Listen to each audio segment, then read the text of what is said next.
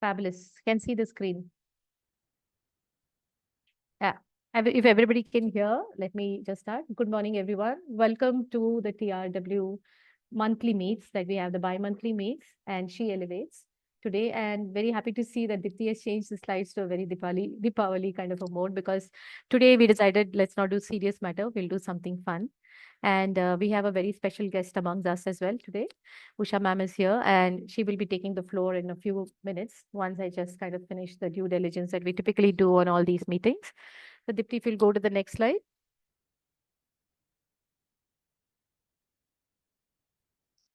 So just a quick introduction to some of the new members and of course our guest out here today. The Real Women Global Community is a network of, like I said, professional women from the construction industry. So we have all kinds of professional, including, like I said, architects, interior designers, contractors, people building buildings, PMCs, all kind of people. And the reason for us to make this platform was to share the resources so that we're able to collaborate with each other on projects as well, and be that kind of a sisterhood or watch each other's back if needed, so that we can help each other, elevate each other, and move up together. So our mission is to be a global community which will encourage, empower, and enrich women as well. And we all that was a vision, and the mission is to promote higher engagement. So we've noticed that many women shy from taking higher roles in construction industry, or many women after particular, because we typically don many hats, find it a bit difficult to focus or give our best onto the construction industry as well. So our mission is to help that, to bridge that gap as well. And the Rajiv, value when you are, sorry to interrupt you, when you're moving your mic away, your voice is Okay. dropping like anything. Okay, is that better now? I'll just hold it like this for now Yes. till I find the headphone. Yeah, so the values we stand for are integrity, collaboration, commitment, respect, and encouragement. And this is something that we really stand for. It's a very safe space to be in whenever we come into a call like that. This is the core team that I was talking about. Sheetal is lead here on this entire the TRW movement that we want to do. That's me, Raji there. Amita takes care of the technical initiatives. Sonali manages all the visits that we do, industrial visits, as well as strategic alliances and MOUs. Madhulika manages the events, offline and online events. Yogini takes care of the communication. We also have another initiative we'll share, which Yogini and Parul take care of regarding the member giving more platform to the member and make them more visible. And Sheetal, of course, was the vision. She started this vision and she had this vision to do this TRW so that we all can come together and do something to the construction industry as well, and especially women in construction. If we go to the next one, please. These are our regional heads. We're very, very happy to have them, because if you want to see a big moment happening, we needed multiple hands. So Navita is head of Hyderabad. We have Amni from Ahmedabad, Bhagwati from Bangalore, Alina from Delhi, Rashida from Pune, Shilpa from Chennai, and Niyati from Mumbai. And these girls are doing a fabulous job in collecting everybody and keeping everything together as well. So these are some of the initiatives that we started this year.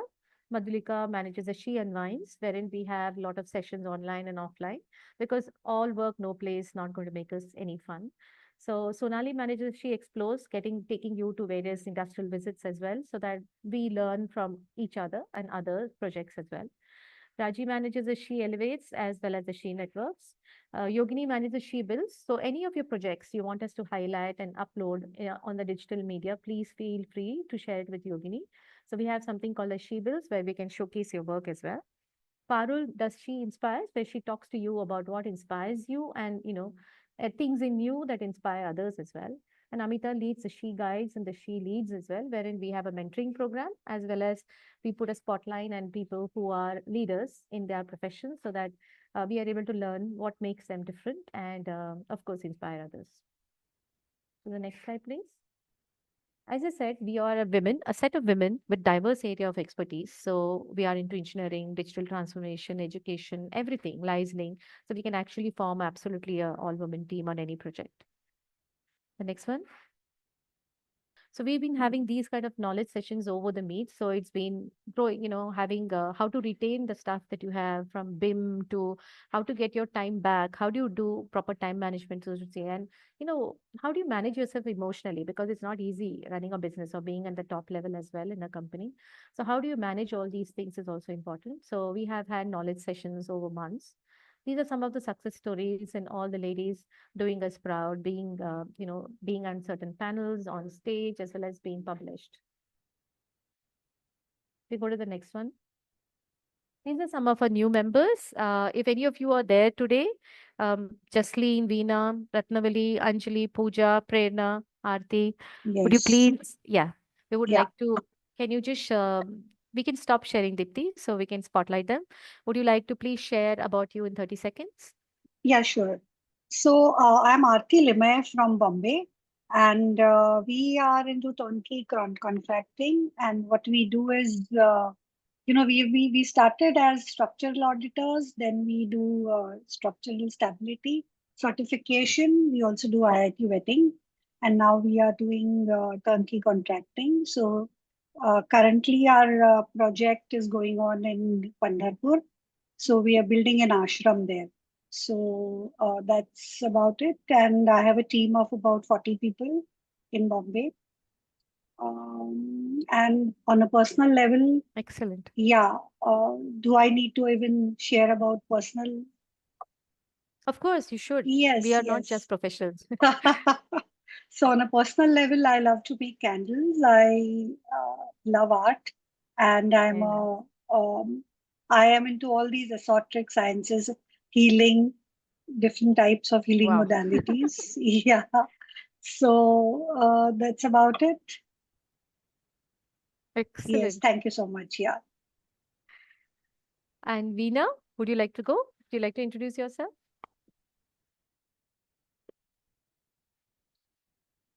Yeah. Good morning, team. So, my husband is architect Rajiv Srivastava, and we are together.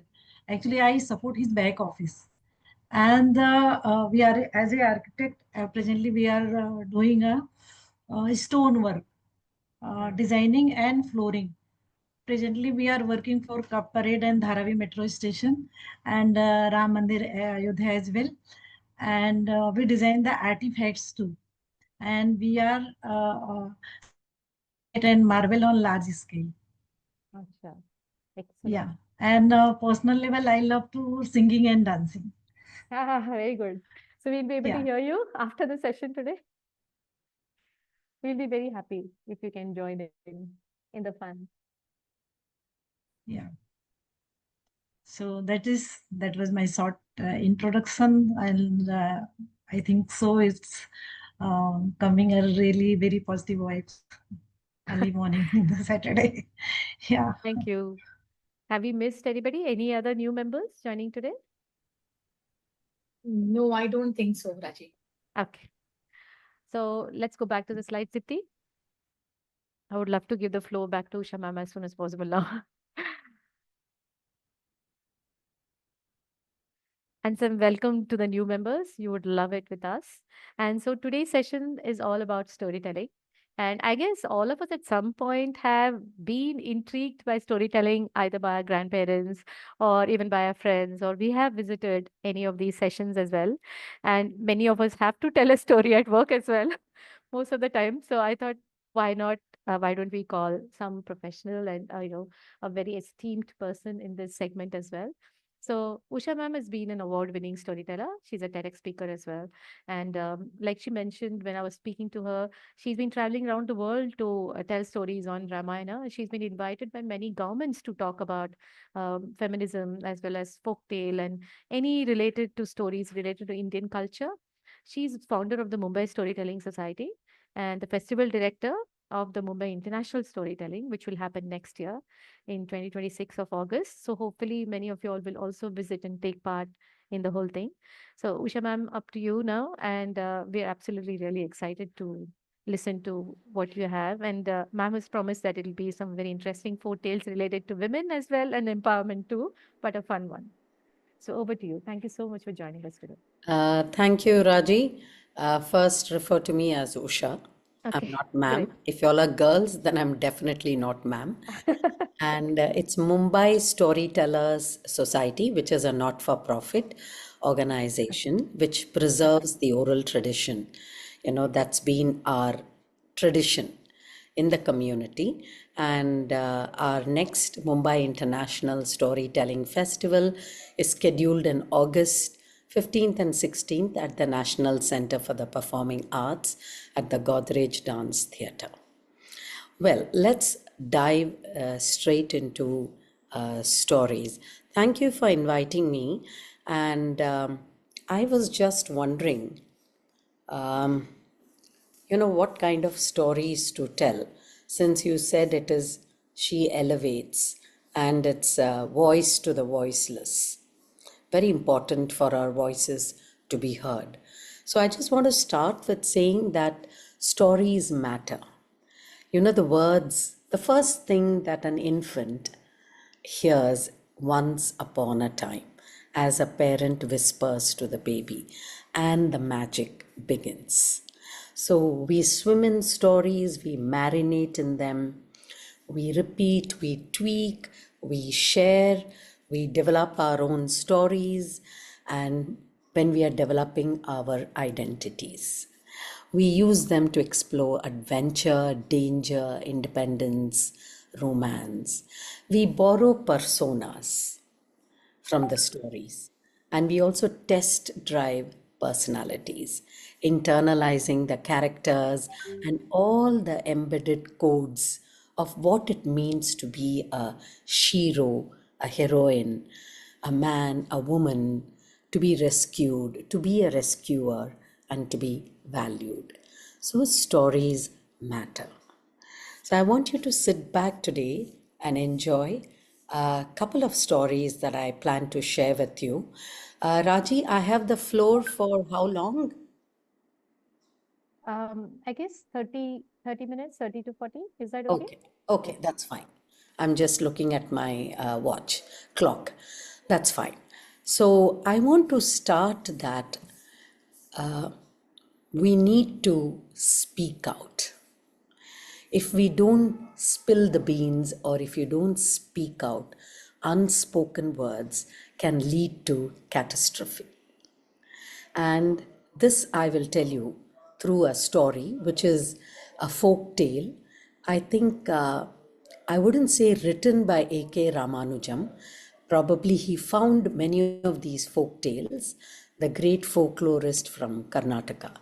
So this is a wonderful story to kickstart our session. So there once lived an old woman. She shared her home, or she rather lived in the homes of her sons, their wives, grandchildren, for many years. She lived in a multi-generational home because there were, of different age groups, and her sons and daughters-in-law. Sadly enough, they did not treat her well. She was mistreated. They had no respect for her. They actually didn't care for her. She was ignored. She was criticized and belittled. But all this didn't matter. She kept quiet because she knew that, tali do haath se bachti hai. So she knew that she should keep quiet. And this disrespectful behavior continued. And as most of us do, and I'm sure you'll agree with me, she resorted to comfort food. So she grew fatter and fatter and fatter.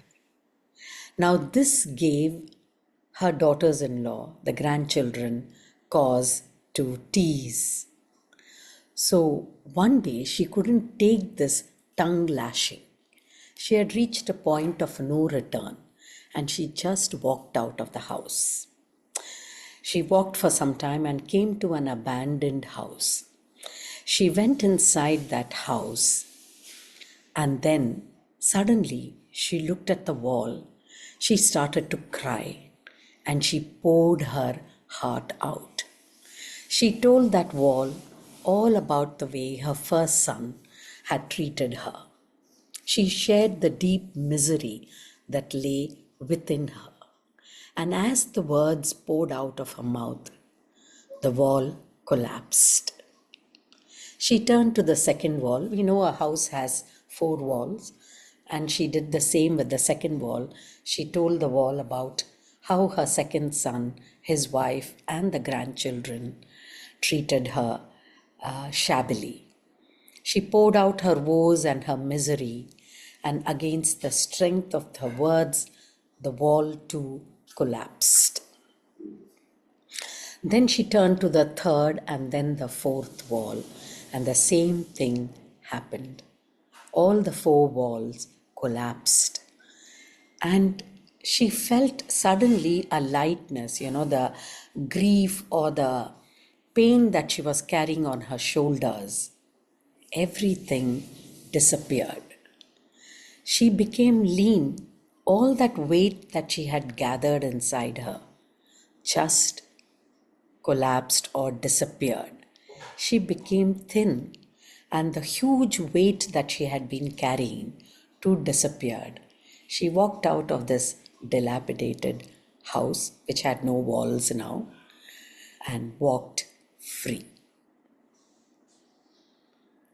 So this is the power of words, can bring houses down.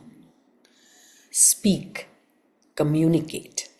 It can even bring institutions down. So I would say be compelled to speak, and I'm sure you all definitely speak out. When we don't, when we hold them back, they create pain. So that takes me to my second story, another beautiful folk tale by A.K. Ramanujam. So I heard somebody say that they like healing. So my story, one of them is about healing, and I sing and I tell stories because I'm a classical Carnatic vocalist. So for me, stories and songs are entwined. So here we go. Now this is actually sung in Tamil, that's my mother tongue, but I've translated it into English. பாட்டு பாடியே கதைகள் சொல்லவா? Shall I sing a song and tell you a story, or tell you a story and win your heart over? Stories of kings and queens and other common folks, stories so magical that you will not forget. பாட்டு பாடியே கதைகள் சொல்லவா? கதைகள் சொல்லியே மனதை வெல்லவா? In many villages in India, oil lamps are still lit in homes. It is believed that something strange and beautiful occurs at night. When the lamp is lowered and the flames are put out, do you know what happens? They say that the lamp flames visit the local temple to gossip about the day's happenings. Well, in one such small village in the foothills of the Blue Mountains, the Nilgiris in Tamil Nadu, the village was full of festivity, excitement. There was singing and dancing, and children were dressed in colored clothes, women in silks and satins, and men in dhotis and kurtas and veshtis with angavastram. Wonderful food was being prepared because their village favorite, the school teacher, Parvati, was getting married. So everybody brought out their finest clothes, and the children stopped attending school because the school was given away for a week, and the whole village was a riot of colors. Now, everyone brought some gift to Parvati and Kamban, the village tradesman that she was marrying. They wanted to give them gifts so that they could set up the new homes. Now, everyone brought gifts for both Parvati as well as Kamban. Now, on the eve of the wedding, when the village was quiet, it was pretty late in the evening, Tai, a very wise old woman, in South India you call them Tai or Amma, she came to visit Parvati the night before the wedding. And she said, Dear child, I'm not rich. I cannot give you any expensive gifts, but I'll tell you a story and sing you a song that'll keep you company. Share them with everyone you know. After all, what use is a story that is not told and a song that is not sung? So Tai stretched out her thin old legs, leaned against the wall, and they were sitting in the veranda, in the open veranda outside Parvati's home. And Tai began to tell her story. The air grew still. Never before had Parvati heard such a story. She listened with wonder and excitement to Tai's voice, and that rose and fell with the cadence and the rhythm of the story. And as the story came to an end, Parvati sighed deeply and found that she had tears in her eyes. Then Tai began to sing. Now Parvati's imagination was soaring high, and Tai's voice rose in melody, and it seemed to Parvati that the whole village had come to a pause, and everyone was listening. So captivating was that song. And when it ended, Parvati said, Tai, please sing it again. Please sing it again. And each time Tai sang, the song became even more beautiful. Remember, child, to share the story and the song, Tai reminded Parvati as she got up to leave. I will, Tai, promised Parvati, and she meant every word. The next day, Parvati got married to Kamban and went to live in Kamban's house, which was by the riverside. It was a small house with a thatched roof. Parvati decorated her new home with all the beautiful gifts that she had received, and she got busy.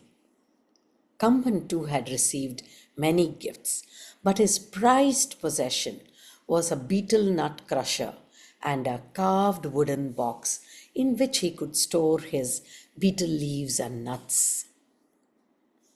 Now they were his prized possessions, and he kept it next to the bedside table. Parvati found that her new life kept her completely occupied. She continued to teach in the village school and began to help Kamban with other things. She began to do the accounts for him, write letters, and so many other odd chores that were around the house, and she forgot all about the story and the song. She had no time for them. Meanwhile, the story and the song were getting bored inside Parvati. They wanted an audience. They felt stifled. So they sadly sang together.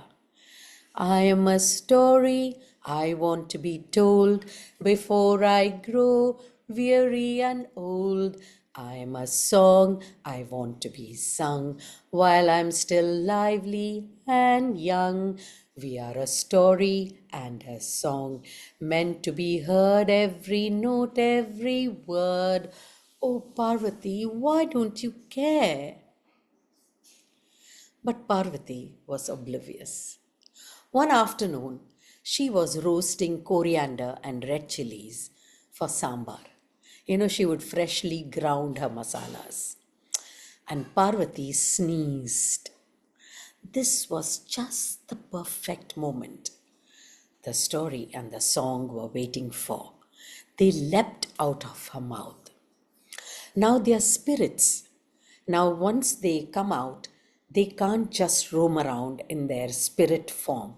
They need to enter some object and take the shape of the object. So they spied Kamban's beetle nut crusher and the carved wooden box, and they quietly hid themselves in that. And as Parvati was not looking, they escaped away from the house and hid somewhere where they could look into Parvati's house. Now Kamban, after a long days of work, came home. Parvati had cooked a delicious meal. He had his meal and then he turned to his betel nut crusher and the wooden box. They were not there. He searched high and low and he asked Parvati. She said, I don't know, but I saw them in the morning. Where could they have gone? Now Kamban lost his temper. They were his prized possessions. He said, you know how much I love them. How could you be so careless? And off in a huff, he stomped, leaving the house, leaving Parvati hurt and miserable. And somewhere not too far away, the story and the song, they were hiding. They smiled at each other and they were happy that they were taking revenge on Parvati for stifling them. Now Kamban, whenever he was upset, he would go straight to the village temple because that offered him solace, peace, and he could center himself. As he was entering the temple, he saw something. Remember the lamp flames? Of course, they had all gathered together at the temple as usual. Astonished and curious, Kamban quickly hid behind a pillar. He wanted to see what was happening. The flames were laughing and talking and gossiping loudly. They seemed to be discussing all sorts of things.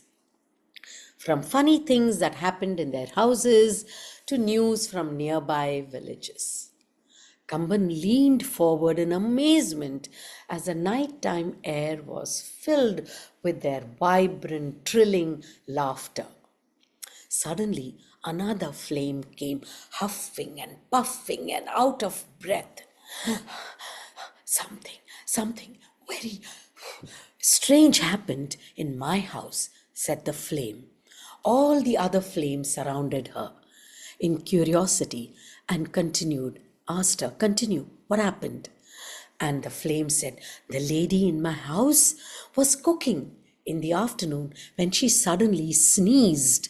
And guess what escaped from her mouth? What? They all chorused a story and a song. And you see, they had been living inside her for many years and they were bored, for my mistress had been stifling them. They took the form of the husband's betel nut crusher and the carved wooden box where he stored, and they're hiding somewhere in the village. With a gasp, when Kamban heard this, he realized what had happened. And he knew that the lamp flame that was sharing all this was from his own house. The other lamp flames leaned closer and said, oh, but they must be somewhere in the village. We should help your mistress. Let's go and look for them. And in a flash, all the lamp flames gaily trotted away to different parts of the village, looking for Kamban's wedding gifts. Imagine. I want you to travel with a suitcase of imagination. Imagine the lamps trilling, laughing, whispering, going all over the village.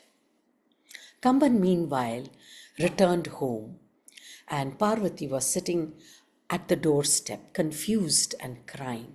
Ashamed of his temper, he apologized and he shared with Parvati what he had seen in the village temple. And he asked her, do you know the story? Do you know the song? Can I hear them? But alas, Parvati couldn't remember Tai's gifts, the song or the story, because they had left her. Tired and a little dazed, they both went to sleep. And meanwhile, strange things were happening in the village. All the lamp flames had departed on a serious mission to find Kamban's wedding gifts, the story and the song.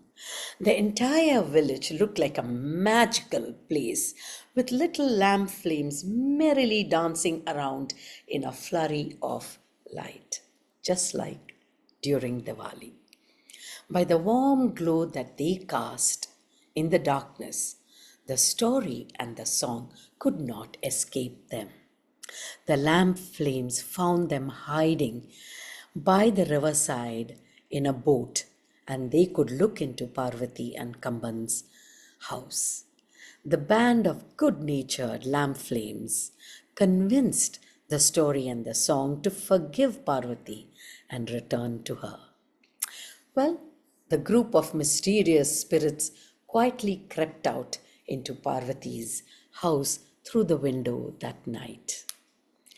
And they returned the crusher and the box to the bedside table.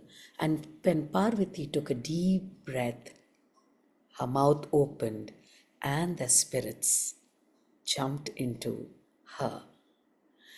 And once more, they were inside as Parvati breathed out softly. Seeing that all was well, the lamp flames were very happy that they had accomplished their job. They were very pleased with themselves indeed. In the morning when Parvati woke up, she recalled the story and the song, and she felt happiness flooding her all over. And she turned to Kamban and said, Kamban, I remember the story. I remember the song that Tai taught me or shared with me. Would you like to listen to the song and the story? And of course, Kamban listened. Well, my friends, now do you see why stories must always be shared and songs always be sung? If you know a story, even the story that I've shared today, and a song, make sure that you share with everyone. Otherwise, who knows? They may get stifled inside you and take their revenge. I'm a story I like to be told. I'm a song I love to be shared before I grow weary and old. Well, that was a story and song by A.K. Ramanujam, which was adapted by another author, and who made this story so interesting and so graphic that every time I tell this story, I picture the story in my mind. The village, the Tai, Parvati, Kamban, the good-natured lamp flames, the river, the boat, the beetle nut crusher, and et al. Well, the last story for today is a beautiful story. It's another folk tale from Bengal. I heard this story from another storyteller about 15 years ago in Singapore. And I have added meat, masala, embellished, or, give it a little ornamentation and made this story, I would say, my own. Because that is what storytellers do. It's fun to work with stories. And I call this the mysterious oils. So sit back and listen to this story, my friends.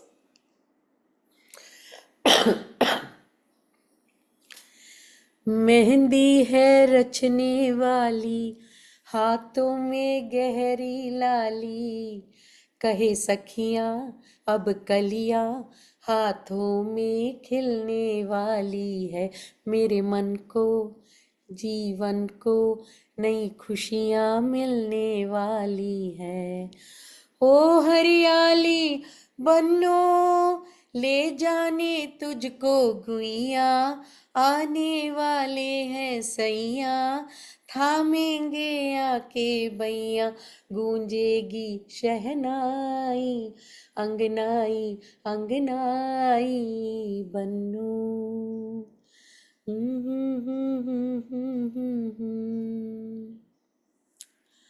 Well, the wedding had just taken place. The bride and the groom, they were so much in love with each other. You could make out it was not an arranged marriage, it was a love marriage.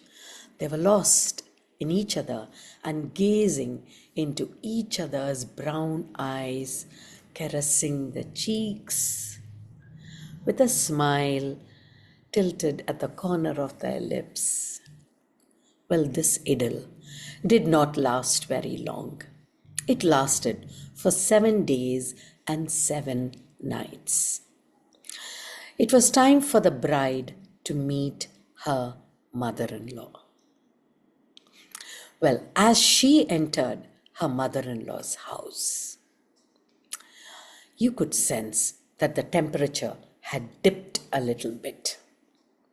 There was a sudden iciness in the air.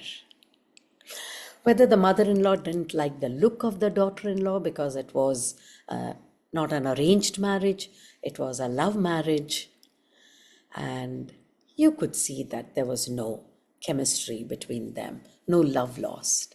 But the young bride was very happy. She was so much in love. She wanted to earn a good name with her mother-in-law. So she didn't mind all these subtle, change in the atmosphere.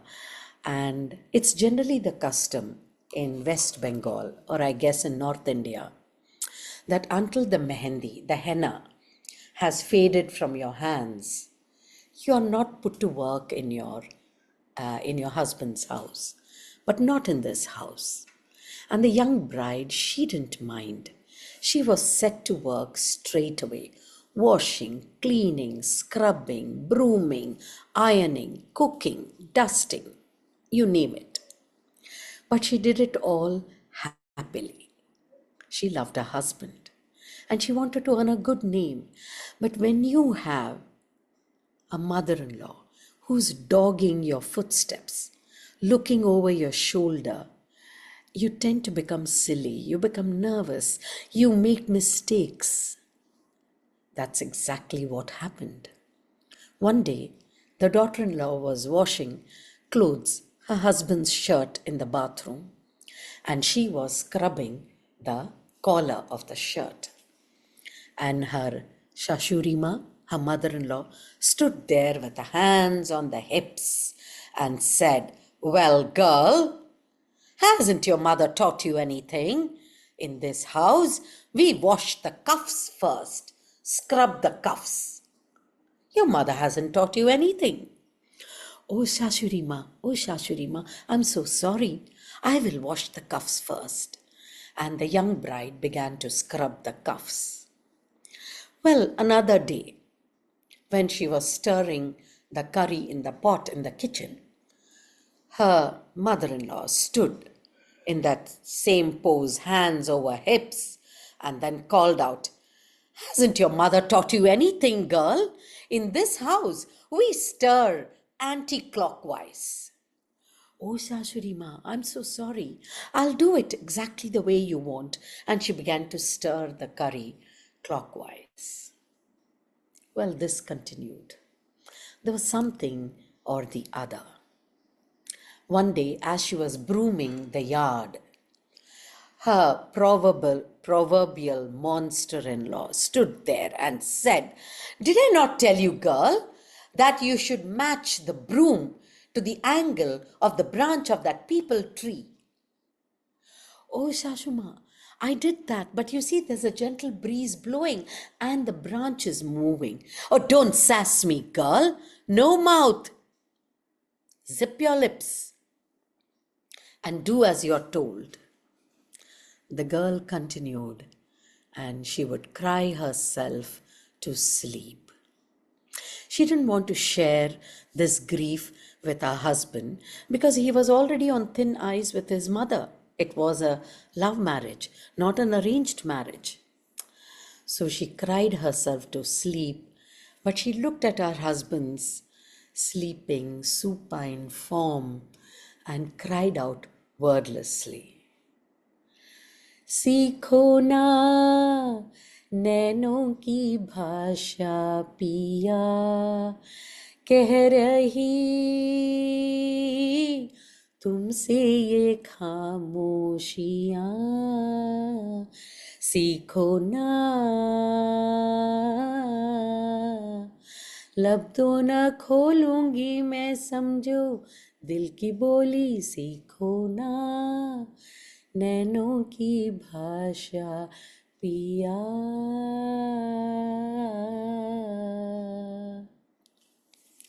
But well, the husband continued to sleep deeply. Now, this continued for many days, but she had reached a point of no return.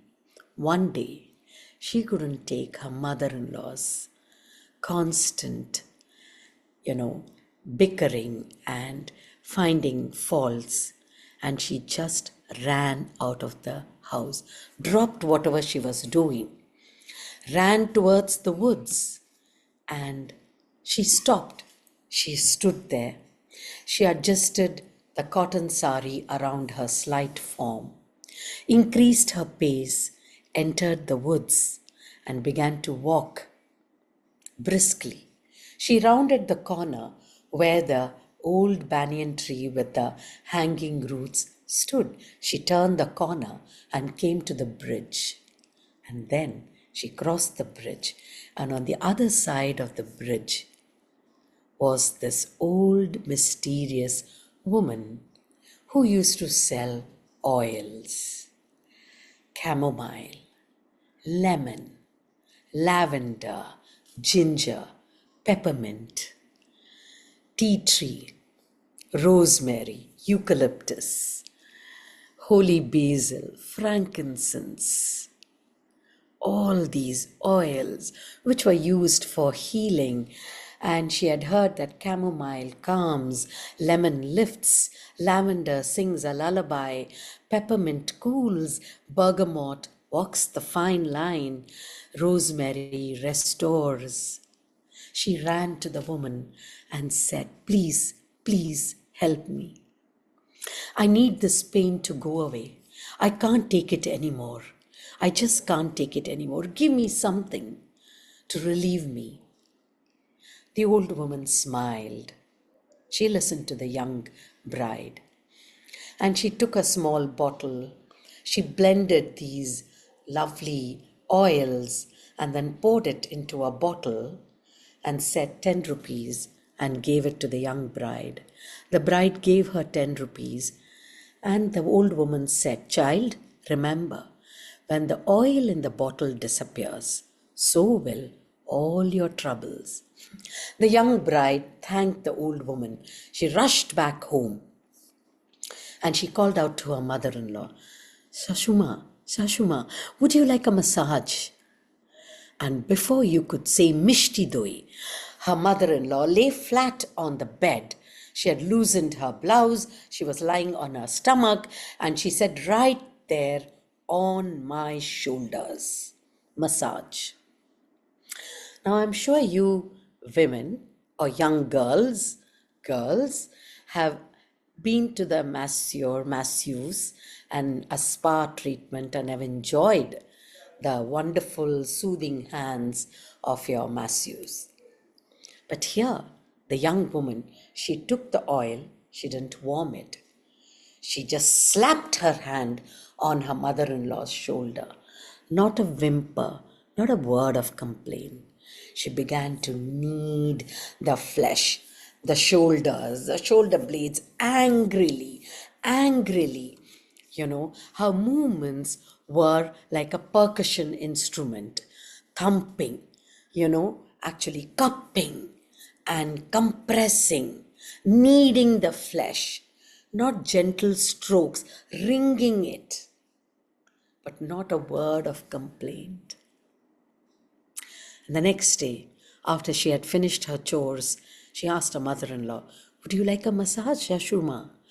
"Of course, this time on my hips, waist down." And then she, before you could say mishti doi, she lay flat on the bed and she said, "Right there at the back."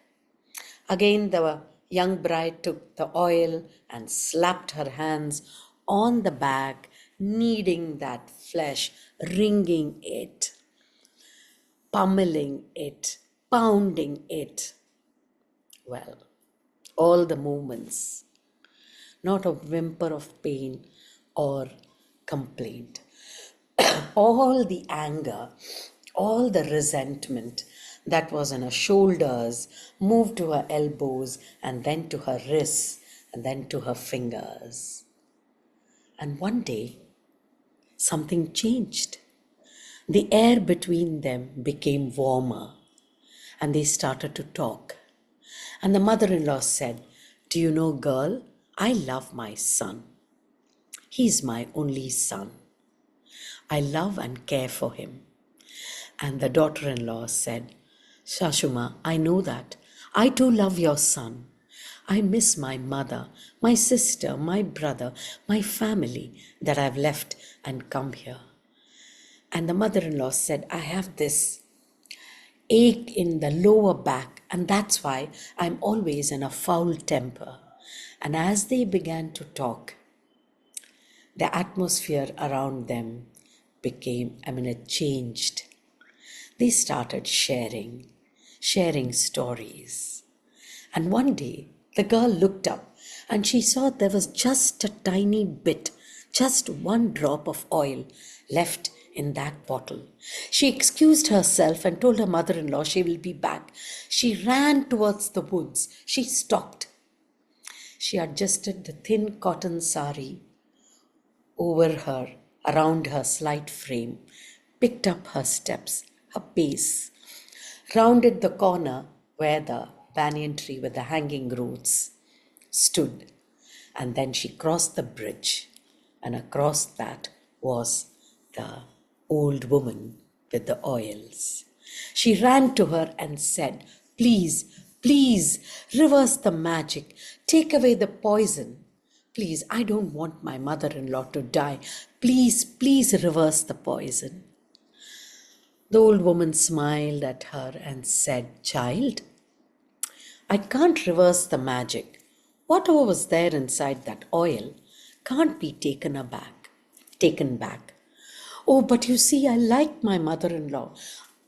I don't want her to die, please." The old woman looked at that young girl and smiled and said, "Child, the only ingredient in that bottle was time. There wasn't any poison. There were oils. It was time. It was time that you needed with your mother-in-law. Did I not tell you that once the oil in the bottle disappears, so will all your troubles?" The young girl smiled. There was a spring to her steps. She picked up another blended oil, thrust 10-rupee note into the old woman's hand, and she turned with her long ebony hair flowing behind her, her sari pallu trailing behind her. With a spring in her steps, she began to, rather I would say, trot or skip back home, singing, बाकी चली झांकी चली आ आ आ आ आ आ आ पंत बते तत्ता बैगुन पोड़ा आँखी चली बाकी चली चौरंगी में झांकी चली आ आ आ आ आ आ आ पंतबते तत्ता बैगुन पोड़ा. Thank you. God, seriously, you can see whoever's online. Lovely, Ashwin, very I was nice, so- lovely. Amazing, Lovely. amazing. And it was so de-stressing. I mean, Thank you so much. Thank you so much. seriously, it Beautiful, feels as if like a small beautiful, child listening to our beautiful. grandma's stories again, and all those just being lost in the whole thing and not worrying about all the deadlines ahead. So thank you so much, Usha. It was absolutely fabulous. Absolutely fabulous. Thank you, Usha. It's really lovely story. Thank you, Usha. And the last Thank you, story, I Usha. was like little bit connecting to me with my Sasuma as well. I know that many of the stories resonate, even if it doesn't resonate today, but you will kind of store it. And then suddenly it will pop up and you say, oh, I heard that story. And stories are there to navigate through the difficult path in the life. So I'm happy that you enjoyed it, um, because Yeah, Usha, then you make my day really. I'm feeling so happy we can and put ourselves on the grid view. look like joyful today. If you all can just on the camera just for a few minutes, please, so we can take a photograph with Usha as Yes, well. That'd yes. be great. Dipti, you will do the honors, right? Tejaswini, Feel Amita, free to ask Madhalika, any Khushbu. questions. I think that there is some network issue with my side because okay, now I think I've seen some. Usha, you are fabulous. Though I'm in my exhibition, I still managed to hear you. Oh, it was complete in the year. There's a lot of people that keep visiting my stores. And super, thank you so much for a wonderful morning. Thank Thank you you, Raji. so much. And do Beautiful. give your comments. I think I posted it on LinkedIn, and post today's session, maybe next week early. I will do a post copy of the session. Sure. So please do, Raji, if you could Yes, encapsulate the comments, because for a storyteller, I'm sure you yes, would also agree with me, the audience's response matters a lot. definitely. Yes. Of course. I Absolutely, mean, sure, we we'll will do collect that. all the Yes. testimonials as well and share it with you. And thank you so much for your time as well today. And seriously, it's been ages since I've sat actually and listened to a story. It was mesmerizing. Absolutely fabulous it was. And you've got a fabulous voice also. I have a question, Dosha. Like, how did you become a storyteller? Like, of all the careers that were there, like, what what made you think that, yes, I have, I could be a storyteller? And like, why did you do the storytelling? I mean, Okay. Everyone asks me, and I've given various interviews. I'll share with you what I had done for Vogue. I don't know whether Vogue completed this. Somebody else asked me. It's again, I'll tell you, it was just, uh, I was led into it. My children were very young. They were going to one of the best schools in Mumbai, the Cathedral and John Connon School. And the school headmistress was a visionary. And it was a parents' day, and I was standing for my turn to enter her room, and I stood out, and puppets were the theme. So suddenly there was this moment. It was like a bulb lit up in my mind. I said, why don't I teach children what is Indian classical music with puppets? mm, And that's it. Aruna Sairam, the very well known vocalist, yeah. is a dear family friend of ours, and she was living in Mumbai. I'm talking the year 1996, almost 30 years back. So I went to Aruna, and she told me, Usha, all that you need from your audiences, even if one child understands what is melody and what is rhythm, that is Shruti, Laya. So, and that's it. I worked on that whole musical storytelling of introducing Indian classical music with puppets. The puppets became the musical notes, sari, gama, padani, and it was a musical journey talking about what is melody, what is a rag, what is a rhythm, and the gamakas, the ornamentation, or the way it is intrinsic to Indian classical music. You don't render a note. I'm still learning music. So when you say sa ri ga pa da sa, that's a Mohanam ragam, or Hindolam, which you know as Malkones. Sa ga ma dha, that is Gamaka. Ni sa. So certain notes are rendered flat, certain notes are elongated, certain notes are, it's a whole theory. It's a fun way, and I explained this with puppets with other mothers. Mm. That was 1996, and there was no turning back. And then and today I am the founder of Mumbai Storytellers Society. And when I did this story, little did I realize that I was embarking on STEM education, because music and math go together.